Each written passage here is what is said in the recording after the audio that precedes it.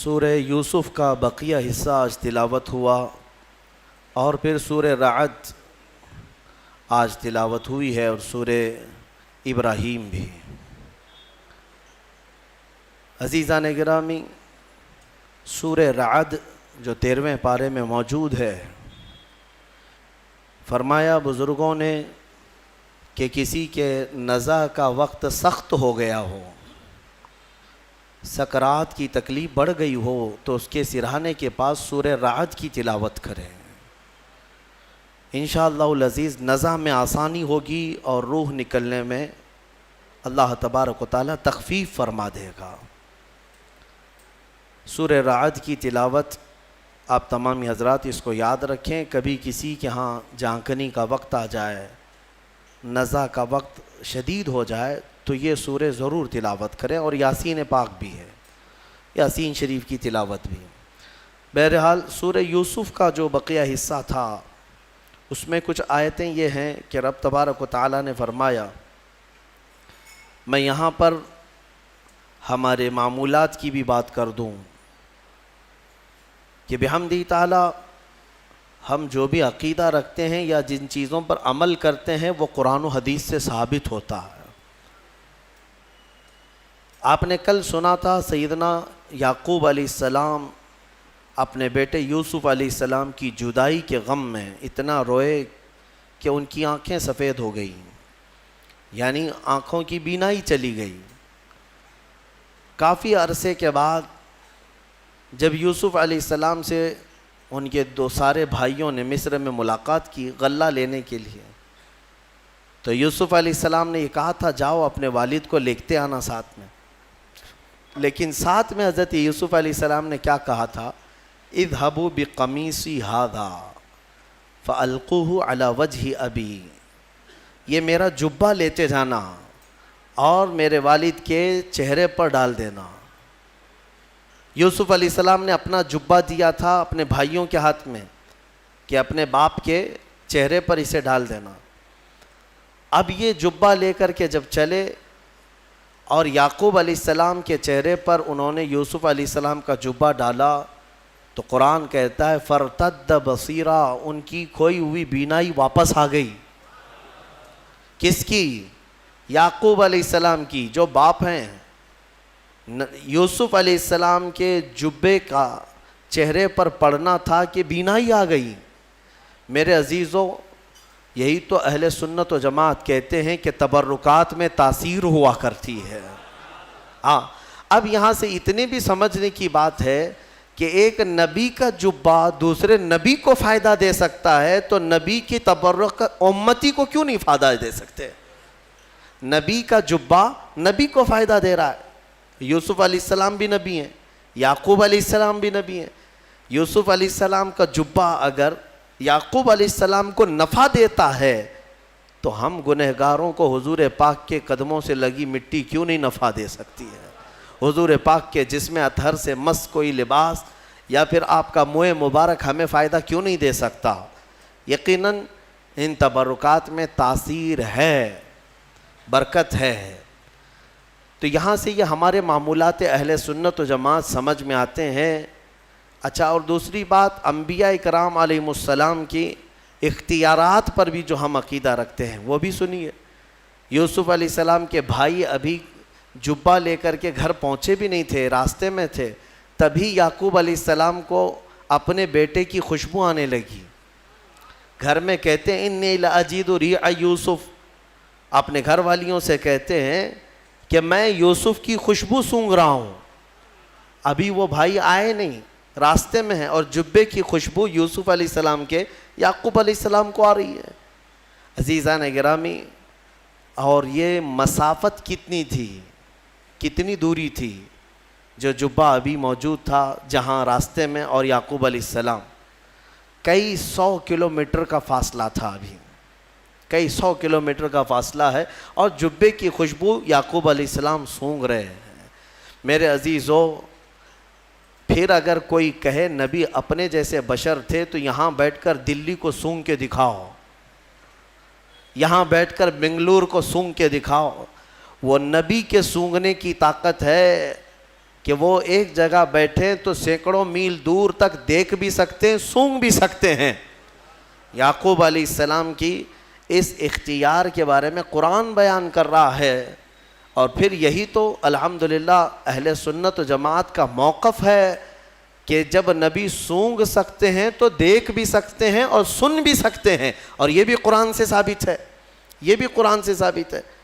19ویں پارے کی تلاوت ہوگی، اس وقت میں آپ کو بتاؤں گا۔ سلیمان علیہ السلام اپنے لشکر کے ساتھ جا رہے تھے، چونٹیوں کی ایک وادی تھی، چونٹیوں کی وادی سے آپ کا گزر ہونا تھا، تو چونٹیوں کی ایک جو ملکہ ہوتی ہے، ان کی جو بڑی ہوتی رانی، وہ پکار کر کے ساری چونٹیوں سے کہہ رہی ہے کہ سب کے سب اندر چلے جاؤ، سلیمان علیہ السلام اور ان کا لشکر آ رہا ہے، کہیں بے خبری میں تمہیں رون نہ دیں۔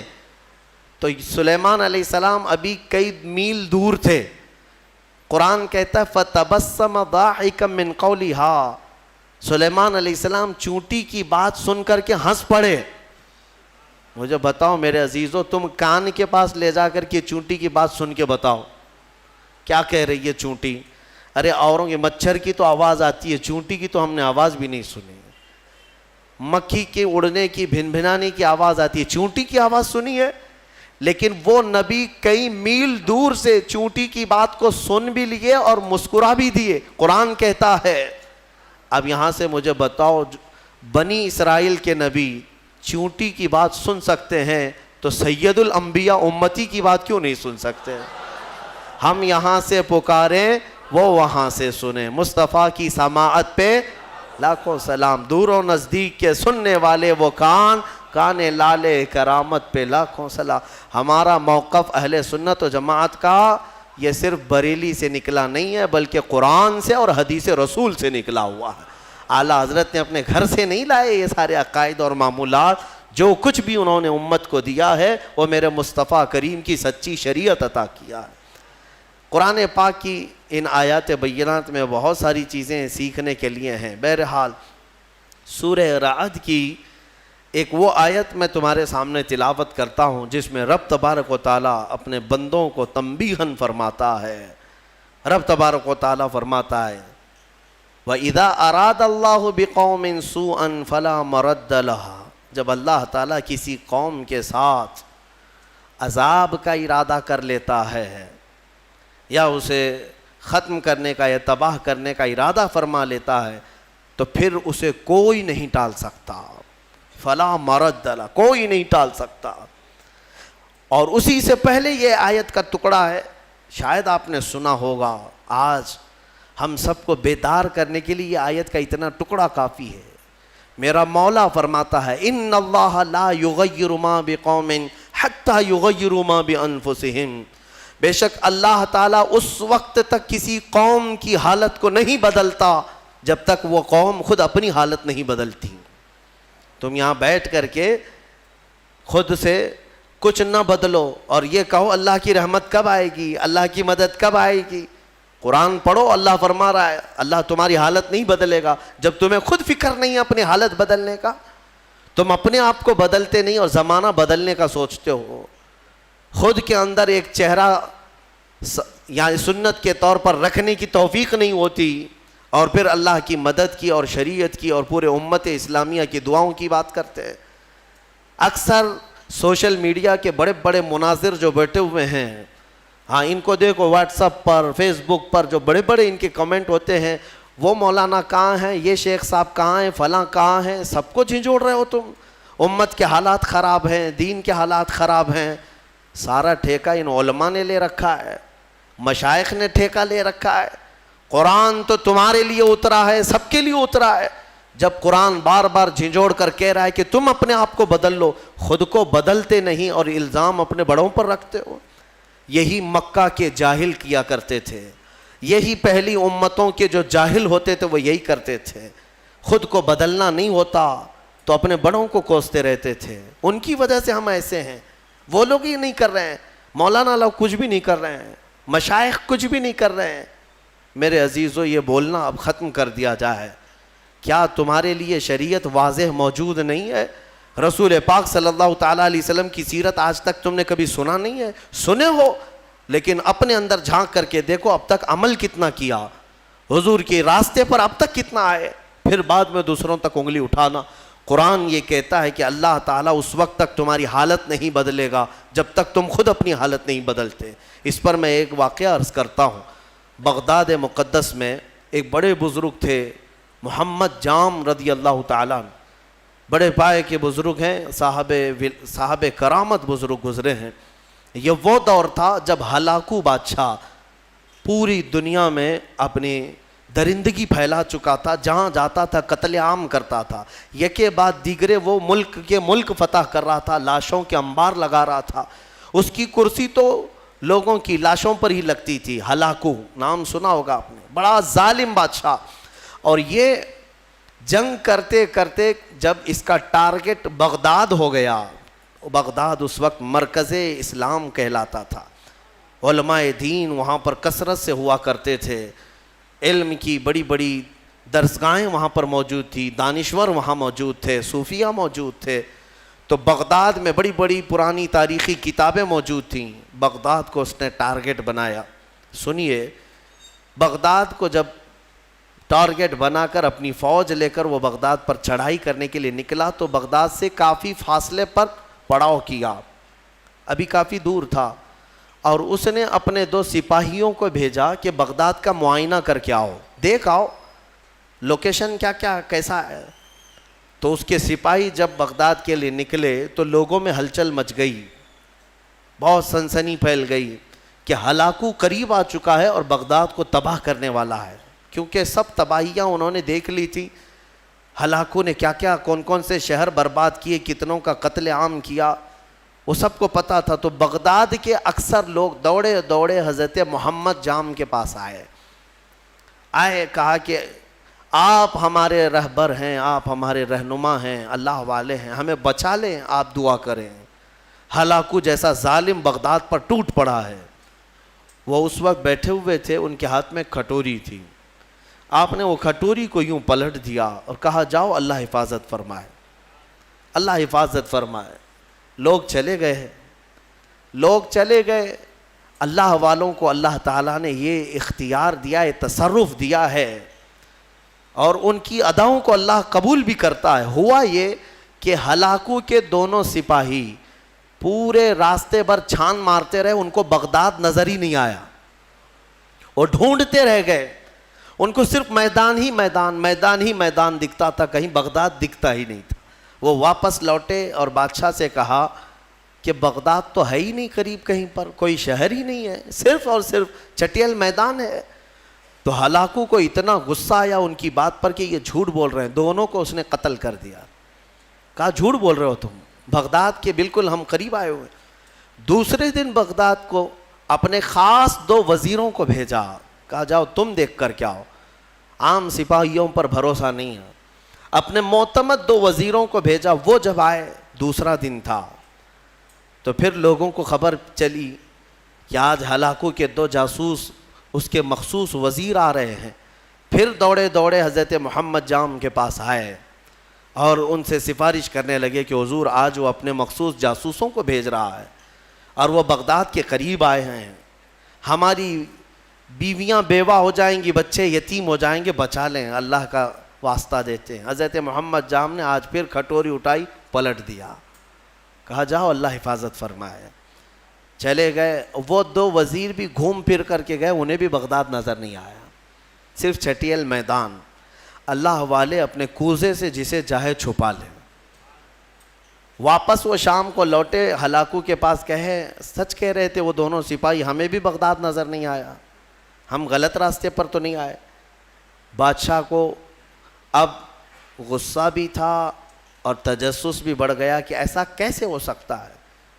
اس نے کہا اب معائنے کی ضرورت نہیں، مجھے یہاں سے بغداد کی روشنی نظر آ رہی ہے اور تم کو قریب سے بغداد کیوں نہیں نظر آیا؟ تو پھر تیسرے دن اس نے فوج کی تیاری کر لی کہ نہیں اب معائنے کی ضرورت نہیں، ساری فوج ہی چل پڑے، میرے ساتھ ساتھ چلو اور حملہ ایک ساتھ کیا جائے گا بغداد پر۔ تیسرے دن صفیں لگ گئیں، ہلاکو اس کی سپہ سالاری کر رہا، سربراہی کر رہا تھا، اور جب بغداد کی طرف وہ طبل بجاتے ہوئے، نقارے بجاتے ہوئے نکلے، اب پھر بغداد والوں میں سراسیمگی پھیل گئی۔ اب یہاں پر دوڑ بھاگ، سارے ادھر ادھر کھلبلی مچ گئی. پھر دوڑے دوڑے حضرت محمد جام کے پاس آئے. مومنین کا ایک بڑا مجمع آیا، سب رونے لگے. کہا کہ حضور بچا لیں بغداد کو، یہاں امانتیں ہیں بزرگوں کی، یہاں مسلمانوں کا مرکز ہے، بچا لیں. حضرت محمد جام تیسرے دن ان کے ہاتھ میں کھٹوری تھی، وہ پلٹ رہے تھے، غیب سے ندا آئی کہ اے میرے بندے اب رک جاؤ، اب رک جاؤ. کب تک تم انہیں اس طرح سے بچاتے رہو گے؟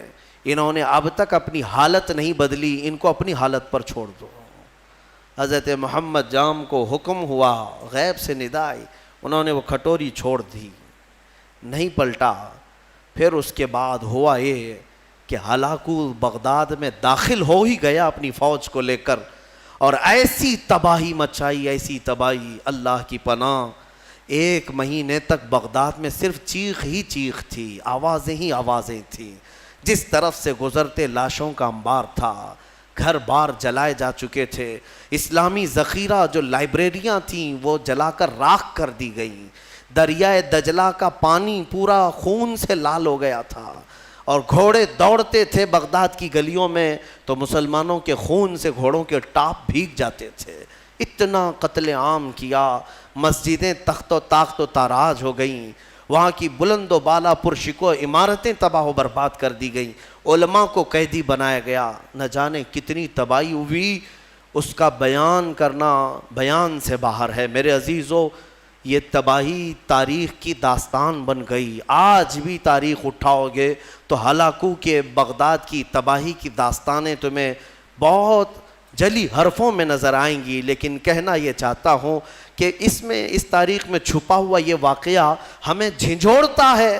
اللہ والے بھی، اولیاء کرام بھی اس وقت تک بچاتے رہتے ہیں جب تک تمہارے سدھرنے کی امید ہو. پھر ایک وقت ایسا آتا ہے کہ مولا تعالیٰ خود منع کر دیتا ہے کہ اے میرے محبوب بندو، ان کی حفاظت بھی مت کرو، ان کو اپنے حال پر چھوڑ دو، ان کو اپنے حال پر چھوڑ دو، کہیں وہ نوبت نہ آنے پائے، وہ وقت آنے نہ پائے.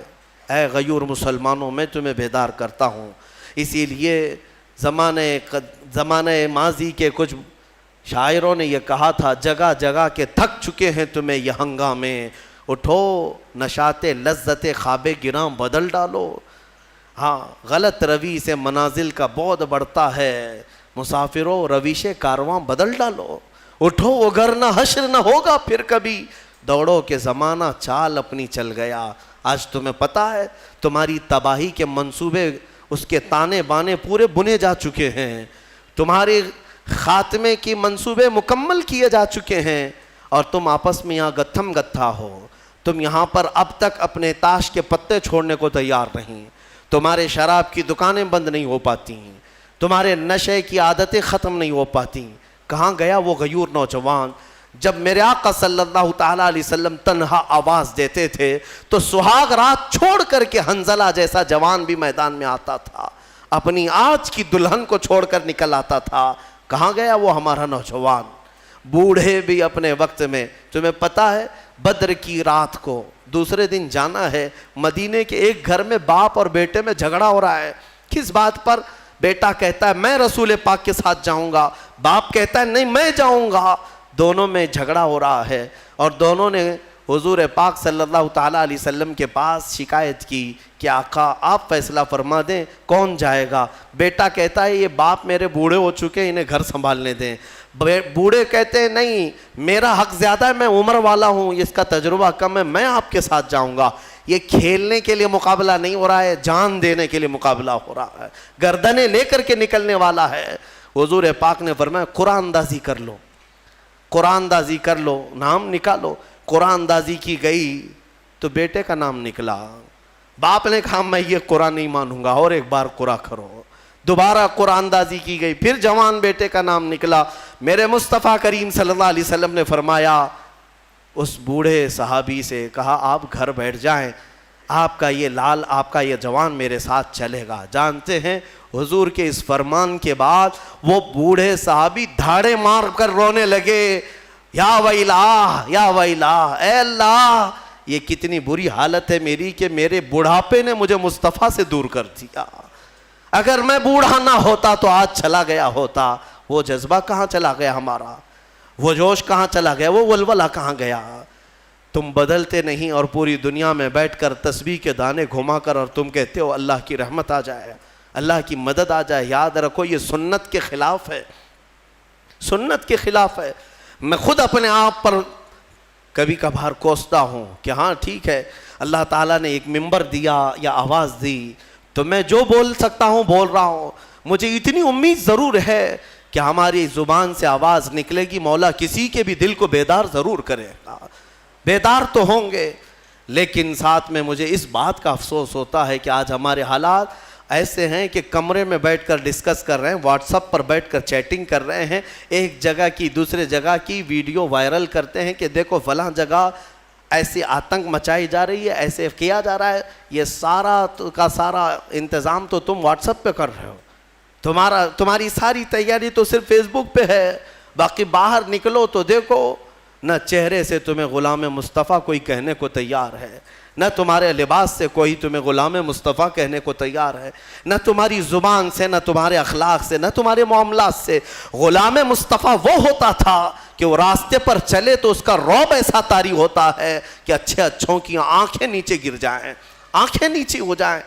نبی اکرم صلی اللہ تعالیٰ علیہ وسلم کی غلامی کو تم ہلکا سمجھتے ہو؟ بدلو میرے عزیزو, قرآن سچ کہہ رہا ہے ان اللہ لا یغیر ما بقوم حتی یغیروا ما بانفسہم. بے شک اللہ تعالیٰ اس وقت تک کسی قوم کی حالت نہیں بدلتا جب تک اس قوم کو خود اپنی حالت بدلنے کی فکر نہ ہو. اسی لیے اقبال نے کہا تھا قوت فکر و عمل پہلے فنا ہوتی ہے, پھر کسی قوم کی شوکت پہ زوال آتا ہے, پھر کسی قوم کی شوکت پہ زوال آتا ہے. ہماری شوکت, ہماری شان, ہماری بان پر جو آج زوال آیا ہے اس سے پہلے ہمارے سوچ و بچار اور ہمارے عمل کی قوت فنا ہو گئی ہے. ہاں سب کچھ ختم کر کے اب ہم یہ زوال کے دن دیکھ رہے ہیں. بہت تیزی سے دن بدلے ہیں میرے عزیزو, ہماری آنکھوں کے سامنے بدلے ہیں.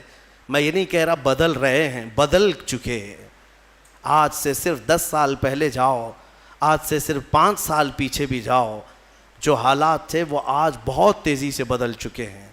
اور پھر اگلے جو آئیں گے اتنے عرصہ بھی تمہیں مہلت نہیں دی جائے گی. دشمن گھات لگا کر اپنی کمین گاہوں سے تمہاری طاق میں ہے.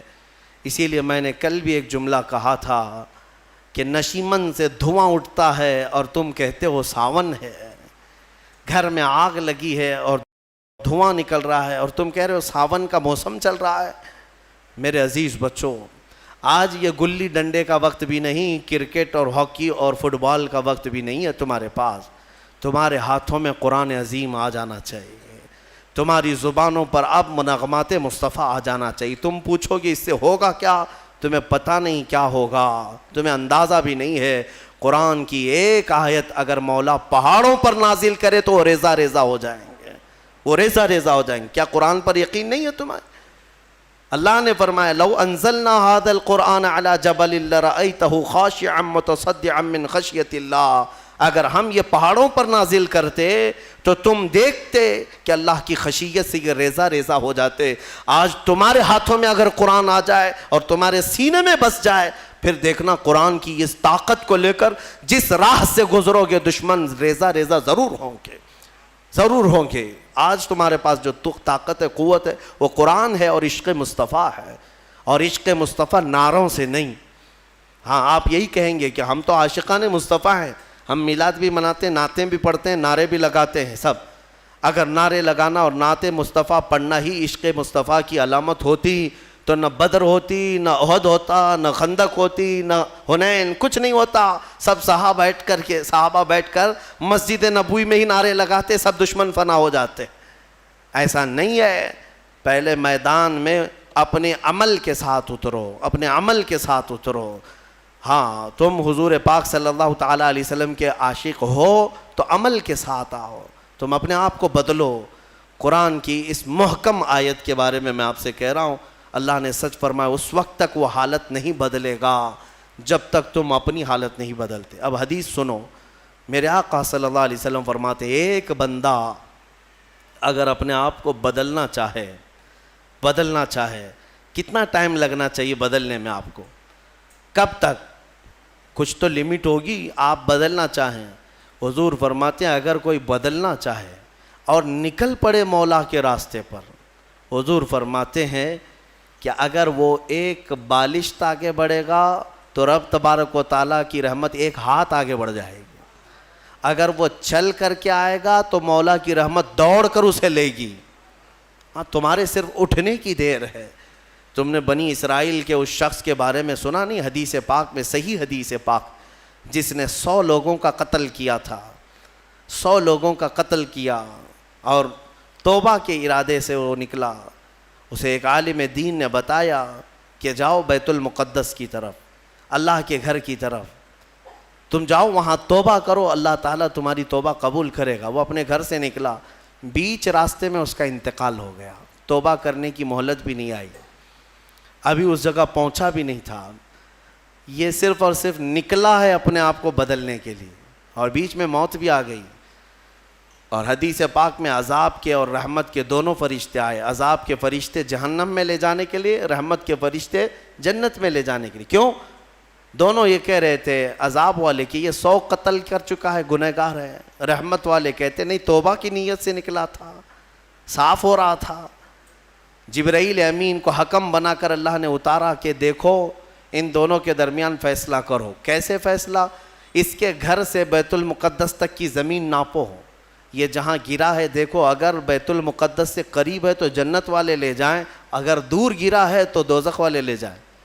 ناپا گیا تو برابر بیچوں بیچ وہ انتقال کر کے گرا ہے، بیچوں بیچ، ادھر بھی برابر ہے ادھر بھی برابر ہے۔ اب کیا فیصلہ کیا جائے؟ دونوں جگہ کی مسافت سیم ہے۔ رب تبارک و تعالیٰ نے فرمایا جبرائیل امین سے، جبرائیل دیکھو منہ کس طرف کیا ہوا ہے۔ دیکھا گیا کہ وہ بیت المقدس کی طرف، اور ایک حدیث میں اللہ والوں کی بستی کی طرف منہ کیا ہوا تھا جب مرا ہوا تھا۔ رب تعالیٰ نے فرمایا رحمت والوں کو دے دو، رحمت والوں کے حوالے کر دو، اسے جنت لے جائیں۔ بدلنا چاہو تو مولا تعالیٰ اتنا تیز تمہیں بدل دیتا ہے، اور نہیں بدلنا چاہو تو تمہیں اسی طرح چھوڑ دیتا ہے۔ تو کچھ تو ہونی چاہیے ہمارے اندر احساس بدلنے کا۔ صرف اور صرف اگر کسی کو ایسا لگتا ہے کہ تقریریں سننا یہ ایک انٹرٹینمنٹ ہے، تو میں کہتا ہوں یہ سننا بھی چھوڑ دو۔ اگر علماء کی تقریریں یا ہمارے بیانات سنتے ہو تو تمہاری زندگی میں انقلاب آنا چاہیے، تبدیلی کا مزاج پیدا ہونا چاہیے کہ کل تک میری نمازیں قضا ہوتی تھی، آج میں نماز کی پابندی کر لوں، اسی لیے کہ مجھے کل قیامت کے دن حساب دینا ہے۔ اور اس کے علاوہ آج کے حالات کیا جھنجھوڑتے نہیں ہیں تمہیں؟ آج کے حالات نہیں جھنجھوڑ رہے تمہیں؟ ظالم سر پر اب ننگا ناچنے کے لیے تیار کھڑے ہیں۔ وہ دن تمہارے سامنے آئیں گے، تم دیکھو گے کہ بچوں کے خون سے یہ ہولی کھیلیں گے۔ ہاں، یہ دن آئیں گے، قریب ہے۔ ہر جگہ پر فتنہ و فساد، ہر جگہ پر خون ریزی، ہر جگہ پر قتل و غارت۔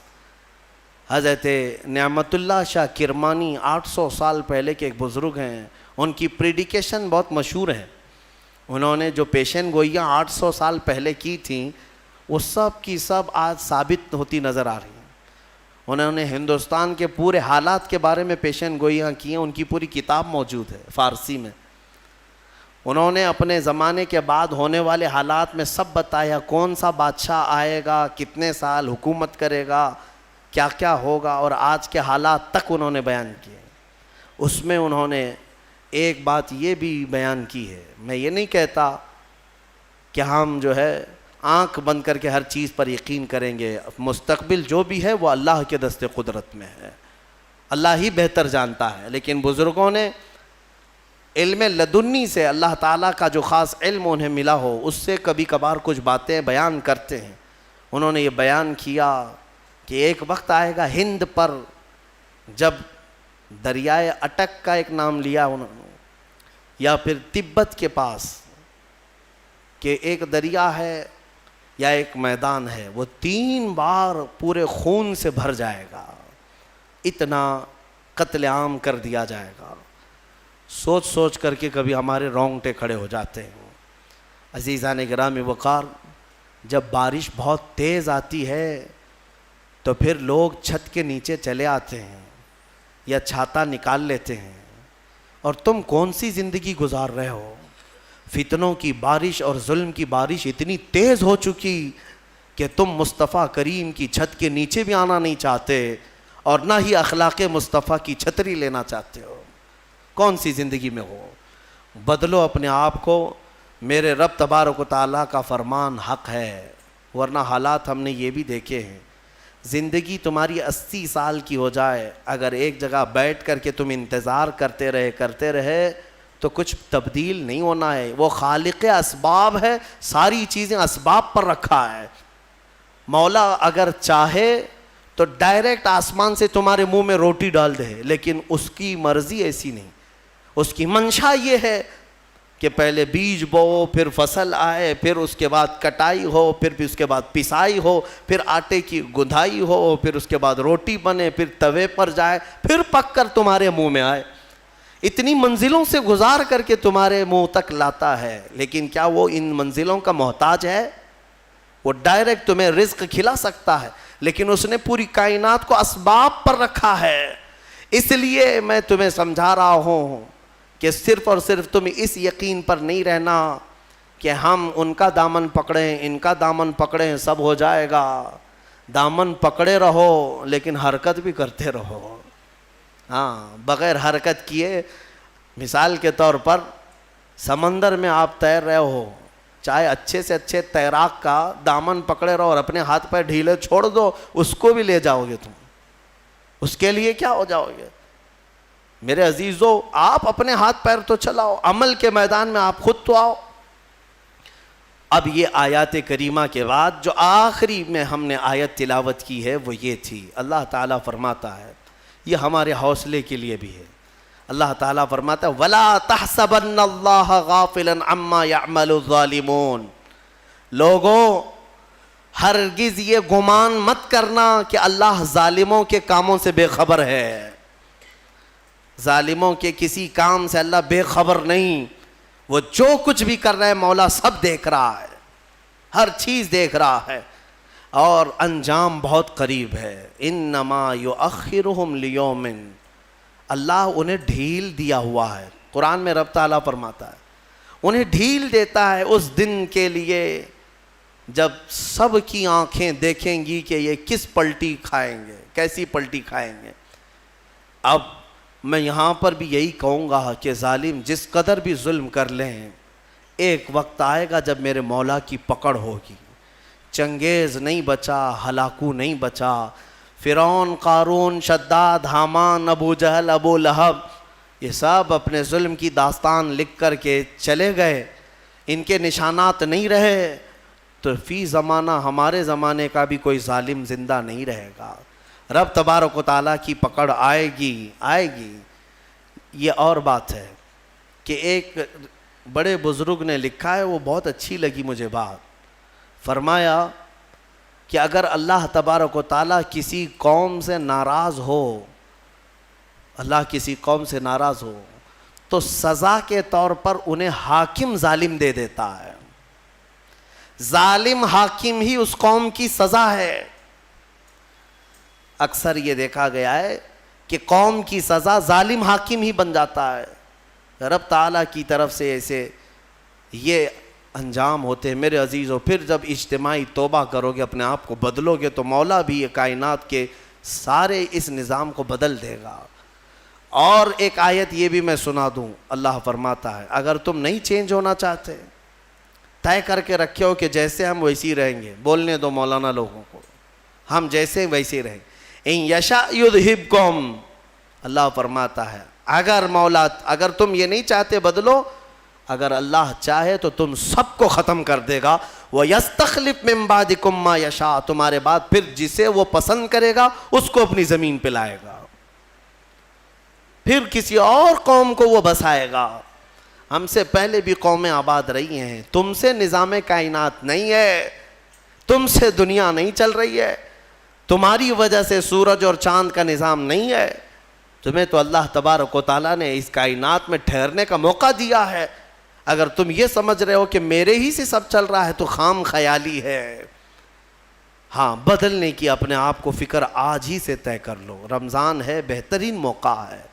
اللہ رب العزت کو گواہ بناؤ، میرے مصطفیٰ کو حاضر و ناظر مان کر ان کے دربار میں یہ کہہ دو ایک بار میرے آقا کو شاہد مانتے ہو، میرے آقا کو حاضر مانتے ہو، میرے آقا کو ناظر مانتے ہو، تو پھر ان کے سامنے ہاتھ جوڑ کر کے یوں کہو میں مجرم ہوں آقا مجھے ساتھ لے لو، میں مجرم ہوں آقا مجھے ساتھ لے لو، کہ رستے میں ہیں جا بجا تھانے والے، چمک تجھ سے پاتے ہیں سب پانے والے، میرا دل بھی چمکا دے چمکانے والے، برستا نہیں دیکھ کر ابر رحمت، ہم بدوں پر بھی برسا دے برسانے والے.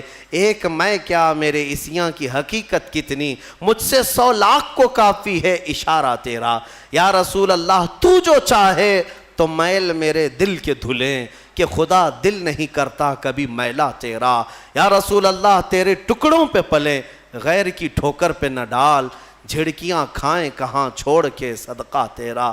گندے نکمے کمی مہنگے ہیں کوڑی کے 3، کون ہمیں پالتا تم پہ کروڑوں درود. اور بے ہنر و بے تمیز کس کو ہوئے ہیں عزیز، ایک تمہارے سوا تم پہ کروڑوں درود. کر کے تمہارے گناہ مانگے تمہاری پناہ، اور تم کہو دامن میں آ تم پہ کروڑوں درود. بخش دو جرم و خطا تم پہ کروڑوں درود. گرچہ ہیں بے حد قصور تم ہو عفو و غفور، گرچہ ہیں بے حد قصور تم ہو عفو و غفور. بخش دو جرم و خطا تم پہ کروڑوں درود. رزق کے قاسم ہو تم، خلق کے حاکم ہو تم، جو ملا تم سے ملا تم پہ کروڑوں درود. یا رسول اللہ تم ہو حفیظ و مغیث، کیا ہے وہ دشمن خبیث. تم ہو حفیظ و مغیث، کیا ہے وہ دشمن خبیث.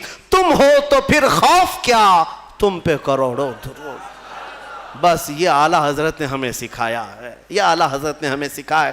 جس دن تم بیدار ہو کر میرے نبی کو شاہد مان کر کے یہ کہہ لوگے، انشاءاللہ وہ بدلیاں چھٹ جائیں گی، وہ ابر ہٹ جائے گا، یہ ظالموں کی نحوست ختم ہو جائے گی.